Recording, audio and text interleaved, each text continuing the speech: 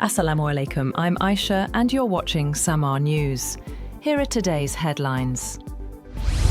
Prime Minister Shehbaz Sharif has sent a summary to President Asif Ali Zardari for appointing Field Marshal Asim Munir as Pakistan's first Chief of Defence Forces.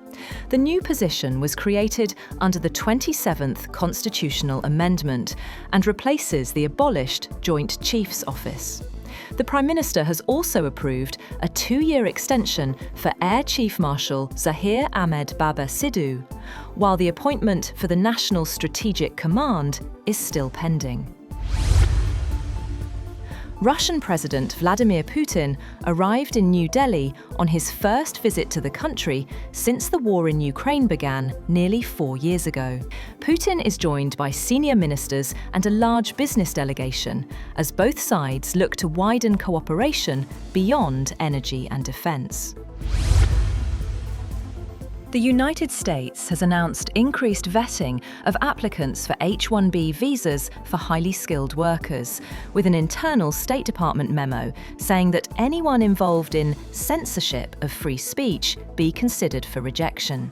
The cable sent to all US missions on 2nd of December orders US consular officers to review resumes or LinkedIn profiles of H-1B applicants and family members who would be travelling with them to see if they have worked in areas that include activities such as misinformation, disinformation, content moderation, fact-checking, compliance, and online safety, among others.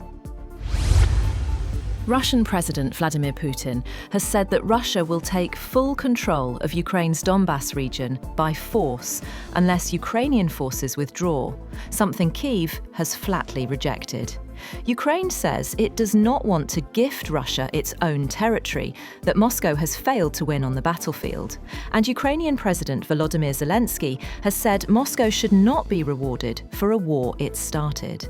Russia currently controls 19.2% of Ukraine, including Crimea, which it annexed in 2014, all of Luhansk, more than 80% of Donetsk, about 75% of Kherson and Zaporizhia, and slivers of the Kharkiv, Sumy, Mykolaiv, and Dnipropetrovsk regions.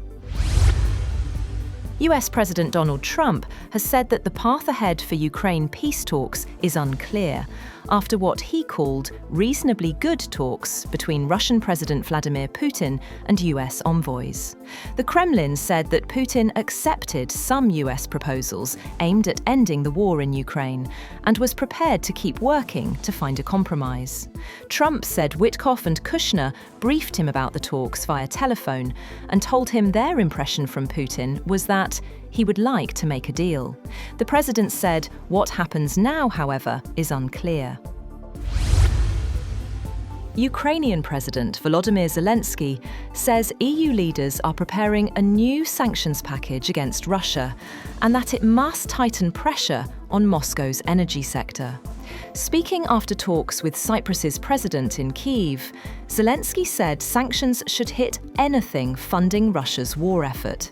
He also said he expects Cyprus to support EU decisions on frozen Russian assets.